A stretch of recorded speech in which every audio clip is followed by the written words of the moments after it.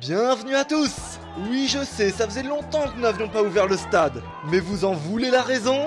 Nous avons parcouru le monde à la recherche des combattants les plus féroces, les plus charismatiques, les plus emblématiques. Et cela pour vous offrir un combat inoubliable. Et bien sûr, nous les avons trouvés. Public, ce soir devant vos yeux vont s'affronter le yin et le yang, l'alpha et l'oméga, le X et le Y. Il est maintenant temps de présenter nos candidats.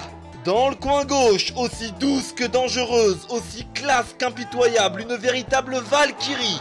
J'ai nommé la femme. Et pour l'affronter, dans le coin droit, celui dont l'ego n'a d'égal que la force, celui dont l'ardeur est ancestrale. J'ai nommé l'homme. Un clash des plus colossales nous attend. Alors, commencez!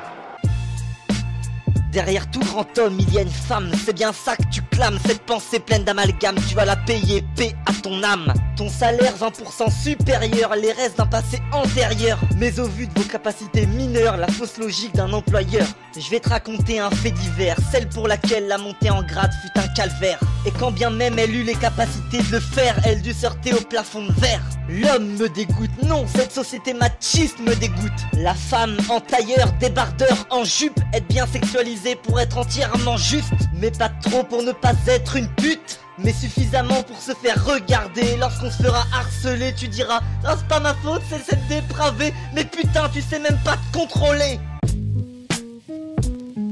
Alors l'homme te dégoûte, celui même qui t'écoute. Tu veux l'égalité? Ok, bah laisse-moi l'optimiser. D'abord ton verre payé au bistrot, puis ton plat payé au resto. Et tu cries à l'égalité, mais quel culot. T'as la vénalité d'une michto. Devoir faire les premiers pas, tout ça en croisant les doigts. Pendant que t'attends en croisant les bras, l'égalité n'est pas là, ici-bas. Le droit à 24 mois de congé parental, dont seulement 4% sont des mâles. Que ça doit être royal, mais putain que c'est déloyal. Alors tu parles de la société parce qu'elle te dit comment tu dois t'habiller, mais c'est toi qui sais comment te comporter. Tu ne fais que généraliser, tu n'as rien apporté, seulement des banalités.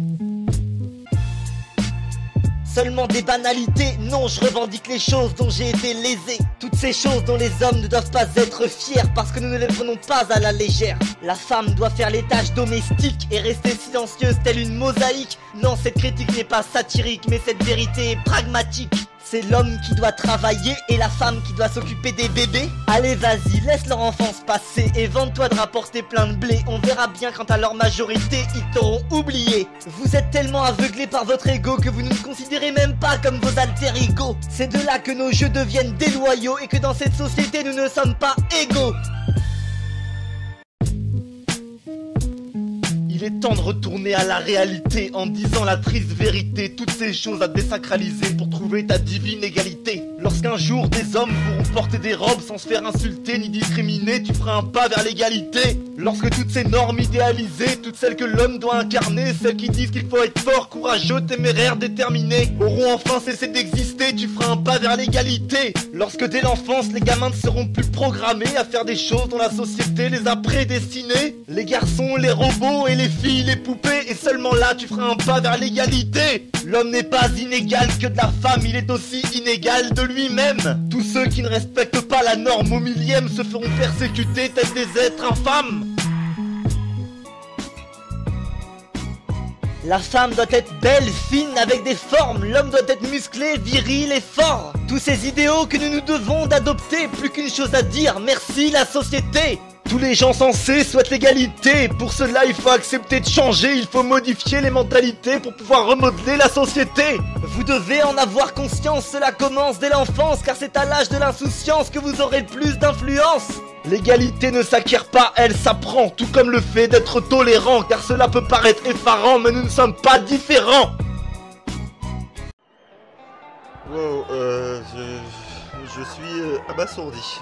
Bon, reprenons. C'était fantastique! Ce clash se termine ici pour aujourd'hui.